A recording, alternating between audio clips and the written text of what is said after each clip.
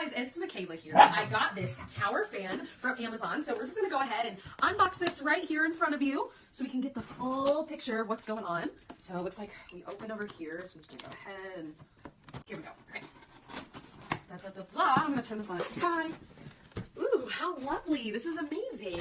So it has some assembly instructions, a QR code, their support number, which, by the way, we're looking for the remote control right now, but if you cannot locate it or if it's broken, if it's damaged, they do, and it's right in front of me, they do have a support system, so you just email support at dreo.com.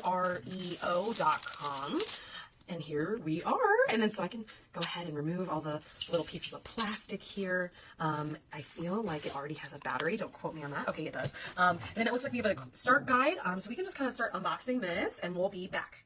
Okay, so highly recommend this product. And again, if you can't find your remote, if it's damaged, anything like that, just email their support at dreo.com and they will hook you right up. So I love this fan. Highly recommend it. Check it out.